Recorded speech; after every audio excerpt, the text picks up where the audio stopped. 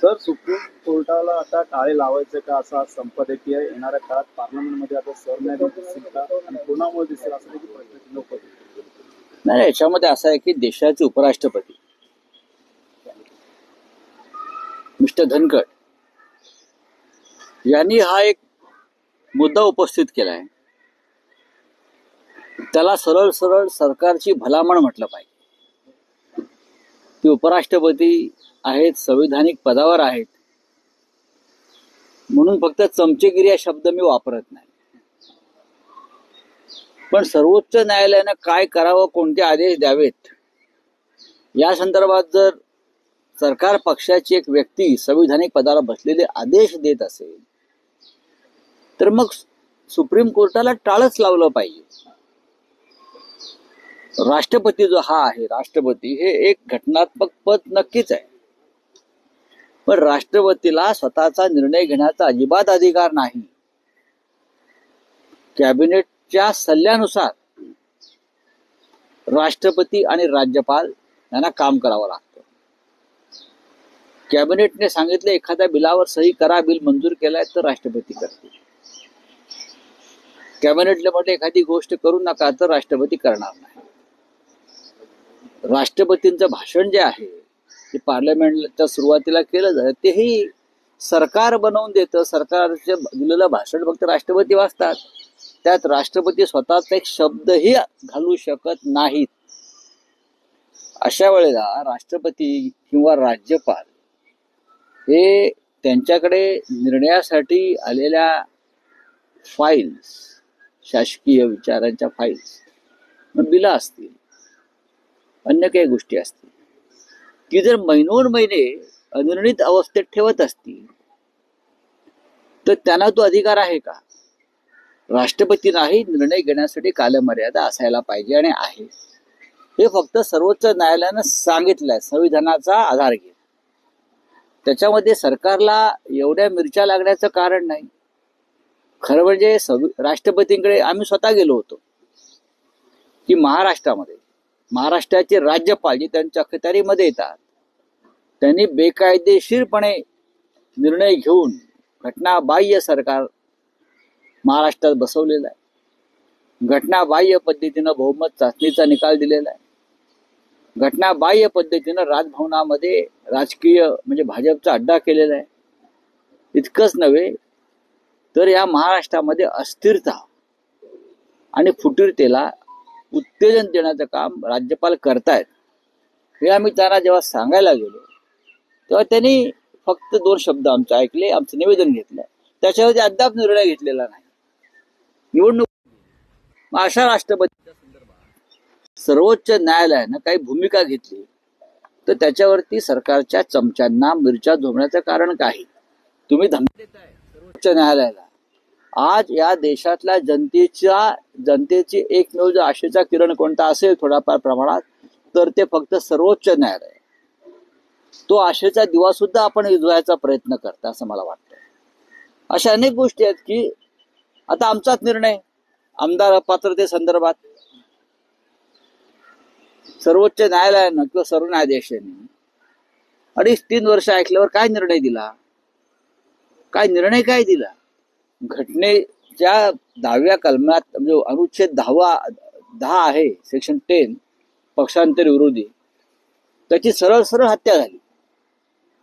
सरळ सगळे आमदार अपात्र ठरायला पाहिजे अशी आमची भारतीय घटना सांगते. अनुच्छेद 10 सांगतोय.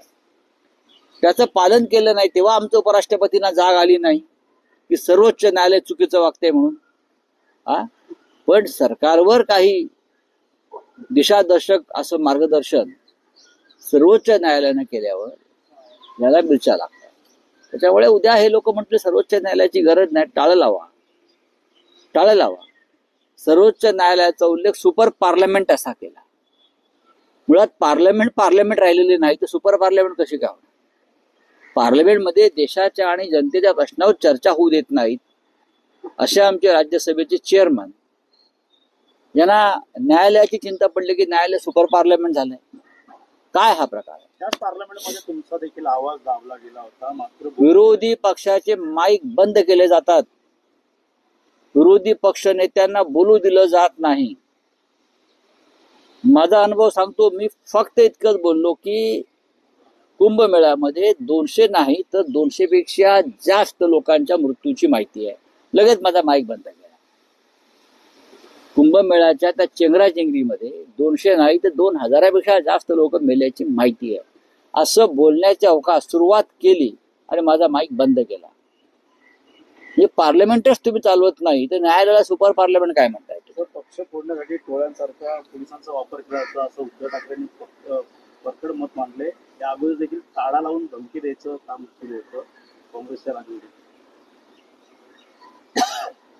हा विषय काल त्यांच्या भाषणामध्ये आलाय पक्षप्रमुखांचा. या निवडणुका जिंकण्यासाठी, निवडणुका लढवण्यासाठी पोलीस यंत्रणेचा कसा वापर केला जातो हे नवीन राहिलेलं नाही. कालच बीड मधला एक पोलीस इन्स्पेक्टर किंवा काय PS आहे, काय त्याचं नाव, त्याला अटक केली. त्याने काय सांगितलं, EVM मशीन वरचा पहारा हटवण्यासाठी त्यांना 10 लाख रुपये दिले ना.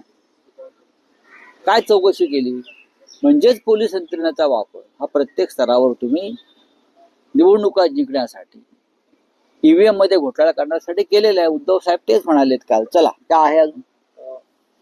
मराठी आणि मराठी हिंदी, त्यात हिंदी भाषेची सक्ती हा वाद आता आणखी चिघळताना दिसतोय. तेव्हा चिघळत नाहीये तो. राज ठाकरे विरोधात पोलिसात तक्रार.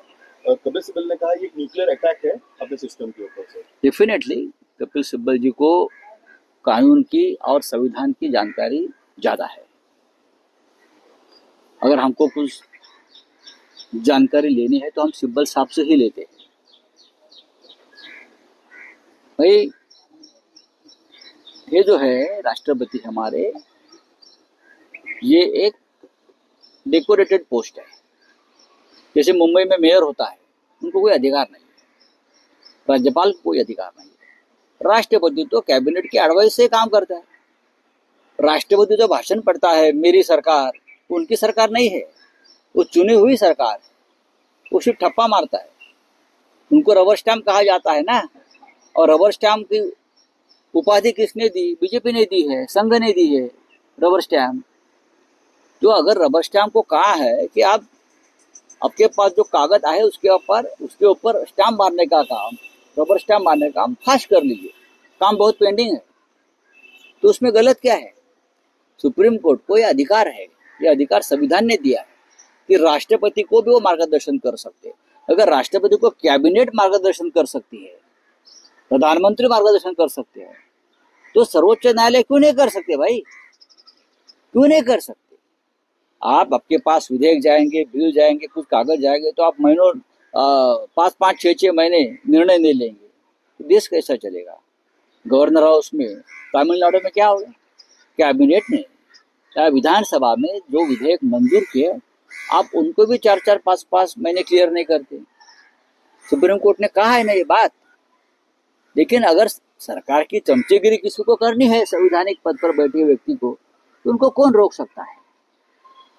हम लोग गए थे राष्ट्रपति जी के पास, जब वहाँ यहाँ के राज्यपाल ने गैर कानूनी काम किया, एक असंवैधानिक सरकार बिठाई, हमारा विधानसभा का स्पीकर का चुनाव तक नहीं होने दिया, ये सब हम हमारी शिकायत लेकर गए. तो क्या किया राष्ट्रपति ने? अब तक निर्णय नहीं हुआ है उसके ऊपर. तो राष्ट्रपति के पास जाना क्यों है भाई? अगर आप निर्णय नहीं ले सकते, आप मोदी जी को पूछेंगे, आप बीजेपी के प्रेसिडेंट से पूछेंगे क्या करना है, तो आपके पास क्यों जाना है? सर्वोच्च न्यायालय ने, सुप्रीम कोर्ट ने तो यही कहा है. हाँ सर, राज्यपाल को जो है ईमेल की गई है, जो सेनेट ट्वीट किया हुआ है, और अपने जो राष्ट्रपति थे जो बंगाल में थे उस वक्त उनकी भी मनमानी चालू थी, तो ये कहा कि ये गलत है, ये एक तरीके से हम पे अटैक किया जा रहा है टाइम लिमिट बनाकर. कि आपको उसका, आज के जो राज्यपाल है वो संघ के प्रचारक है. आप तमिलनाडु के राज्यपाल की बात देखिए क्या कर रहे हैं. राजभवन में संघ की शाखा चला रहे हैं. अगर आपको संघ की शाखा चलानी है या संघ में काम करना है तो आपको कोई रोकेगा नहीं. वो आपका एक व्यक्तिगत स्वतंत्र है. तो आप इस्तीफा दीजिए और बाहर जाइए. आज एवरी राजभवन क्या चल रहा है? बीजेपी का अड्डा बन गया है, राजनीतिक अड्डा बन गया है, संविधान उसे मान्यता नहीं दे रही है, फिर भी ये हो रहा है। तो हमारे उपराष्ट्रपति हमारे राज्यपालों को कभी डांटता है क्या कि भाई ये ठीक नहीं है, राजभवन में जो चल रहा है ना गुंडागर्दी, ये बंद करो। लेकिन जब सुप्रीम कोर्ट ने अपने अधिकार का इस्तेमाल करके राष्ट्रपति जी को कुछ मार्गदर्शन किया है तो सबको मिर्ची लगती है। डॉक्टर साहब, राज ठाकरे हिंदी भाषा के सख्ती के खिलाफ है। राज्य सरकार की जो नई एजुकेशन पॉलिसी है उसमें उन्होंने आक्षेप व्यक्त किया है और महाराष्ट्र को या मराठी भाषा को सबसे ज्यादा खतरा अगर किसी से है वो हिंदी भाषा से नहीं है। हिंदी तो हमारी राष्ट्रभाषा का दर्जा मिलने वाली एक बड़ी भाषा है, पूरे देश में बोली जाती है, हम बोलते हैं। मैं अभी बोल रहा हूँ ना, मुझे कुछ किसने रोका है? पार्लियामेंट में मैं कोशिश करता हूँ कि मैं हिंदी में ही बोलूँ, मेरे भाषा का सम्मान रखूँ। लेकिन महाराष्ट्र मराठी भाषा को सबसे बड़ा धोखा है वो गुजराती से है। पूरा मराठी पर गुजराती भाषा का आक्रमण और गुजराती संस्कृति का आक्रमण जो हो रहा है जानबूझकर, कुछ व्यापारी कर रहे हैं, उससे धोखा है। हमको उसके खिलाफ बात करनी चाहिए, उसके खिलाफ लड़ना चाहिए। कोई आता है नेता बीजेपी का और बोलता है इस एरिया फलाना महाराष्ट्र का एरिया, उसकी भाषा गुजराती है। आप कौन हो भाई? उसके ऊपर राज ठाकरे के लोगों ने कुछ आवाज उठाया क्या? अगर आवाज उठाएंगे तो मोदी और शाह नाराज होंगे, फिर गुजरात आ गए। मेरा ये सवाल है वो लोगों से कि आप मोदी जी और शाह जी से जब मिलते हो जाकर दिल्ली में, किस भाषा में बात करते हो? गुजराती में करते हो या हिंदी में करते हो? महाराष्ट्र को बता दीजिए क्या आहे अजून। मराठी आणि मराठी हिंदी त्यात हिंदी भाषेची सक्ती हा वाद आता आणखी चिघळताना दिसतोय। बघा, चिघळत नाहीये तो, राज ठाकरे विरोधात पोलिसात तक्रार केली। हे सगळं ठरवून चाललंय। महानगरपालिका निवडणुकीच्या आधी कोणता वाद निर्माण करता येईल ह्याच्यावरती कॅफेमध्ये खल झाला आणि त्यानंतर बघा मराठीच पाहिजे ना या मुंबईमध्ये, त्याच्याविषयी काय आक्षेप असण्याचं कारणच नाहीये। महाराष्ट्राला आणि मराठीला सगळ्यात जास्त धोका कोणापासून असेल तर हिंदी पासून असून तो गुजराती पासून आहे। लक्षात घ्या, महाराष्ट्राला आणि मराठीला सगळ्यात जास्त खतरा, डेंजर, धोका हा कोणापासून असेल तर तो गुजराती लॉबी पासून आहे, गुजराती भाषेपासून आहे। ज्यांनी संपूर्ण पश्चिम मुंबईचं गुजरातीकरण करण्याचा प्रयत्न केला त्याच्यावरती गाव कोणी बोलत नाही। भाजपला वाईट वाटेल म्हणून काय? त्याच्यावरती कॅफेत चर्चा होते का? त्याच्यामध्ये कधी कॅफेवर चर्चा झाली का? त्याच्यावरती कधी कोणी त्या गुजराती लॉबीच्या विरुद्ध किंवा गुजराती भाषेच्या आक्रमणाविरुद्ध महाराष्ट्रावर कोणी काळं फासणं, कधी गुजराती बोर्ड लागलेले आहेत ते जाळणे, ते आम्ही करत आहोत। हिंदीच्या सक्तीविरुद्ध आमचा वाद आहे, हिंदी भाषेला वाद असण्याचं कारण नाही आणि हे शैक्षणिक धोरणाच्या भागापुरतच मर्यादित आहे। पण महापालिका निवडणुकीच्या आधी त्यांना हे नवीन वाद निर्माण करायचे आहेत। कॅफे पण चालला पाहिजे ना। नाही, पण राऊत साहेब, तुम्ही ज्यावेळेस मनसेवर असा एक आरोप करतात, टीका मी मनसेवर कुठे, मी कॅफेमध्ये चर्चा होतात, पण तेही हा मुद्दा उपस्थित करतात की आदित्य ठाकरेंनी त्यांच्या प्रचारात वरळीत केमछोचे बॅनर लावले होते। केमछो बघा, त्यांनी एक बॅनर लावला केमछो, आम्ही लावला तो। आम्ही कोणावरती आक्रमण केलं नाही की त्याने आक्रमण केलं नाही, पण सरळ गुजरात मधून येणारे नेते, घाटकोपरची भाषा गुजराती, बोरिवलीची भाषा गुजराती, अमुक भागाची भाषा गुजराती, ह्याच्यावरती हे का उसळत नाहीत? का अमित शहाना वाईट वाटेल म्हणून की नरेंद्र मोदी, फडणवीस यांना मानसिक त्रास होईल म्हणून अशा प्रकारे हिंदी विरोध सुरू केलाय? या देशामध्ये मी देशाची भूमिका म्हणतो, एक संपर्क भाषा म्हणून हिंदी ही आहेच। राष्ट्रभाषेचा दर्जा तिला दिला, जरी राष्ट्रभाषा नसली, कारण संपूर्ण देशामध्ये कोणतीही तरी एक भाषा पाहिजे, ती हिंदी आहे। शालेय अभ्यासक्रमासंदर्भात महाराष्ट्रामध्ये मराठी पहिला क्रमांकावर असायला पाहिजे आणि मराठी पहिला क्रमांकावर असण्यासंदर्भात कोणाचं दुमतच नाहीये। तुम्ही तिसऱ्या भाषेच्या त्रिसूत्री भाषा जो आहे प्रकार हा विषय तिसऱ्या भाषे संदर्भात आहे. ज्याला घ्यायचे ते घेतील, पण सक्ती करायची नाही. मिस्टर फडणवीस, हा महाराष्ट्र आहे. आम्ही बोलतोय ना हिंदी. आम्ही दिल्लीत देशात जाऊन हिंदीच बोलतो. आमची मुलं परदेशात शिकत नाहीयेत. आमची मुलं पॉप संगीत गात नाहीयेत. लक्षात घ्या. रावसाहेब, तुम्हाला असं वाटत नाही का की दक्षिणेतले लोक जितके त्यांच्या भाषा आणि अस्मितेविषयी कडवट आहेत, तितके मराठी लोक आपल्या भाषा अस्मितेसाठी कडवटपणा कमी दाखवत आहेत? त्यामुळे तुमचा ही सक्ती- तुमचा ही सक्ती गैर जी होते- तुमचा गैरसमज आहे. दक्षिणेतले लोक हा जो विषय आहे ना, तर दक्षिणेतले राज्यकर्ते म्हटलं पाहिजे. दक्षिणेतले राज्यकर्ते कडवट आहेत, जेवढे आमचे नाही आहेत. आमचे गुलाम आहेत ना, आमचे व्यापारी आहेत, आमचे धंदेवाईक आहेत, आमचे दिल्लीचे चरणदास आहेत. आता हे सगळे राज्यकर्ते, आता राज ठाकरे अमित शहाशी कोणत्या भाषेत बोलतात? कोणत्या भाषेत बोलतात? राज ठाकरे मोदींशी कोणत्या भाषेत बोलतात? स्पष्ट करा. किंवा आता एकनाथ शिंदे आणि त्यांची जी टोळी आहे संशी, ते अमित शहा आणि म्हणजे कोणते नरेंद्र मोदीशी कोणत्या भाषेत बोलतात? इंग्रजीमध्ये बोलतात, जर्मनीमध्ये बोलतात की फ्रेंच भाषा? त्यांनी फ्रेंचचा कोर्स केलाय. सांगावं त्यांनी.